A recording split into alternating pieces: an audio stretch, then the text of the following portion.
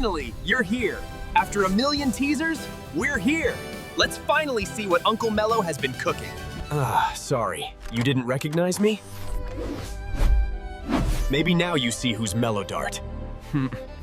For those who actually know me, yeah, it's me, Melodart, the AI music guy. But, what am I even doing in a comic? Yep, added some 40s crisis madness, making an ebook with wild stories about real people and Tunisian celebs. Maybe Marvel will notice me. I'm taking you into my world. Real people, real scenes, but imagined differently, written differently, tied together. To tell you these stories, I gotta show you how it all started. No spoilers, let's check out the very beginning together. We start this first episode with our friend Yassine. Yes, I know you're going to tell me he doesn't look like him. Yep, I know, but this is my vision of Yassine, at least for this episode. Before we start, let me introduce myself. Actually, Uncle Melo didn't give me a name. So I'm relying on you, brothers and sisters, to pick a name for me in the comments. The name with the most likes is the one I'll use in the next episode. Yassine is an ambitious young man we've known as an actor, a YouTuber, a streamer, a moderator, and especially, we know how much of a crazy fan he is of anime and figurines. I won't keep you long. Yassine, as usual, staying up all night, chilling on Discord, grinding on Marvy Rivals. May God never break this habit. That ban is just a formality to wrap up the evening. That night, Yassine was exhausted, up at 5 a.m. and then work.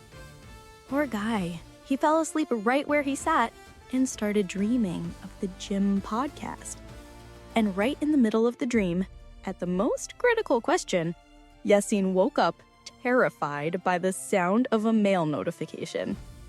Yassine opened that mail and read, "We want you to produce a big announcement video about the biggest League of Legends event in the Arabic world." I forgot to tell you, Yassine is also, touch wood, bless him, a content creator with flying ideas that no one else thinks of.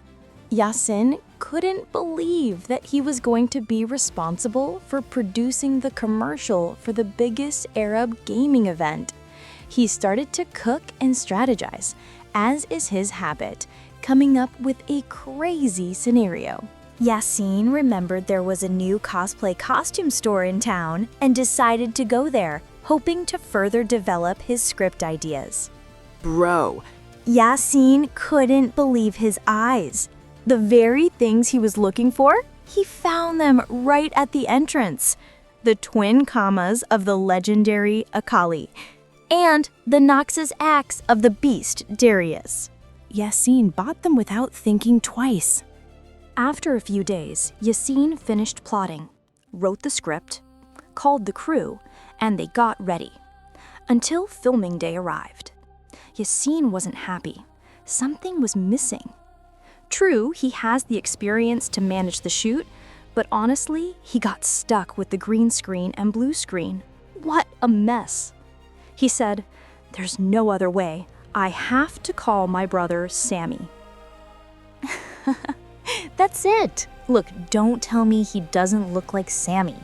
Sir, just put it down to coincidence of names until we finish this episode safely. Samy and Yassine are closer than brothers, and Samsum's experience in directing will complete the development of Yassine's idea and produce a masterpiece for us. The storyboard is confirmed. We understood the green and the blue, and if Samy or Yassine would be kind enough to explain the story to us in the comments, that would be a huge favor. Final touches. The script is done. The cosplayers are ready. The lights and the props, the cameras present. Everyone is present. Yassine asked two actors to take their weapons, but the moment they took the weapons in their hands, they felt something strange. Oh no!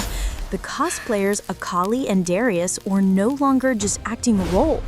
The weapons Yassine hustled for were possessed by a strange power that managed to take over their bodies. Silence suddenly fell over the studio, An unusual sensation and a feeling of dread were felt by the whole staff at the same time. Everyone was happy, just waiting for Samy and Yassine to give the go.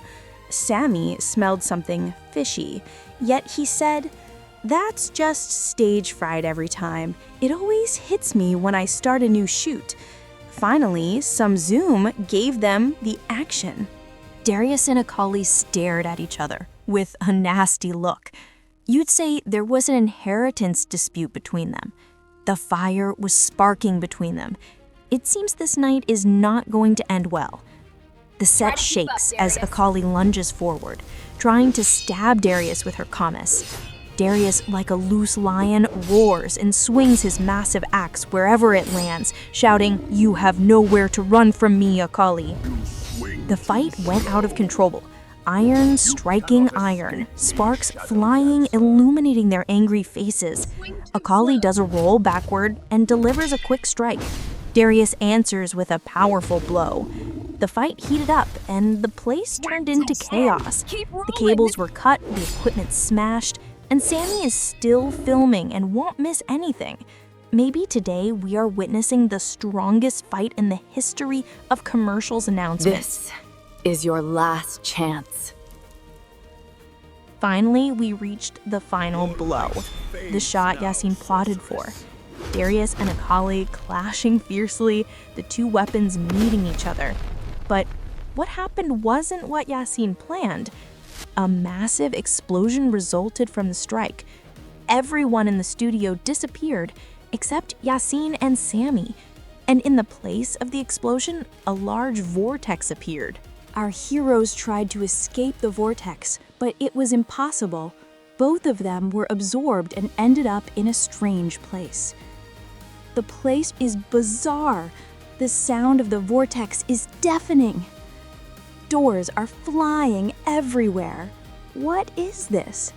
Yassine and Samy don't understand what's happening, but meanwhile, this big KO.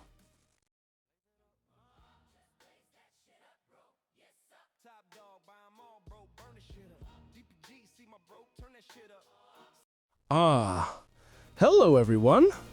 Looks like it's time for my entrance. Let's go and welcome them. Melo and his AI music.